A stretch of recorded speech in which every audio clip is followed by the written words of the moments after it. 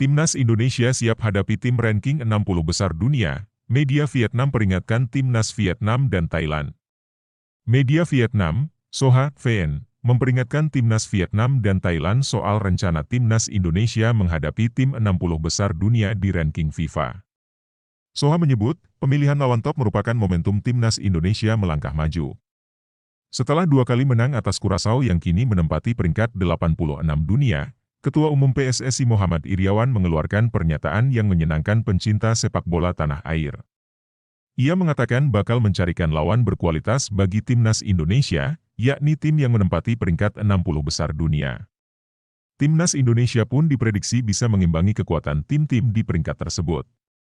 Sebab, timnas Indonesia diperkirakan semakin kuat dengan datangnya 3 pemain naturalisasi, Jordi Amat, Sandy Walsh dan Shane Patinama. Dengan meningkatnya kepercayaan diri pemain usai 2 kali menghajar Curaçao, serta tambahan 3 pemain naturalisasi, menghadapi peringkat 60 ke atas dinilai menjadi ujian sepadan bagi timnas Indonesia. Rencana itu tentu menghadirkan tekanan bagi rival-rival di kawasan Asia Tenggara. Thailand dan Vietnam mesti khawatir timnas Indonesia akan muncul sebagai kekuatan utama di Asia Tenggara. Momentum Indonesia membawa tekanan bagi Thailand dan Vietnam yang merupakan tim terkuat di Asia Tenggara. Muhammad Iryawan menegaskan Indonesia akan mencari lawan 60 besar dunia, tulis Soha dalam artikel yang mereka buat. Jika menilik pernyataan Iryawan dan Shin Tae-yong, timnas Indonesia akan bertemu tim seperti Bosnia, Finlandia, Rumania atau Ghana, sambung Soha. Siapapun pasti bergidik ngeri mendengar keempat negara tersebut.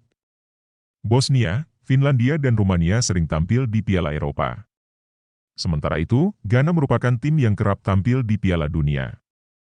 Timnas Ghana juga memiliki nama-nama besar, yakni Thomas Partey, Arsenal, Inaki Williams, Athletic Bilbao, hingga Mohamed Kudus, Ajax Amsterdam. Menarik menanti siapa lawan timnas Indonesia di FIFA Matchday selanjutnya yang berlangsung pada 20 hingga 28 Maret 2023. Itu semua adalah nama dari 50 hingga 60 peringkat dunia, mari kita lihat seberapa jauh Garuda meningkatkan kesulitannya, tutup artikel tersebut.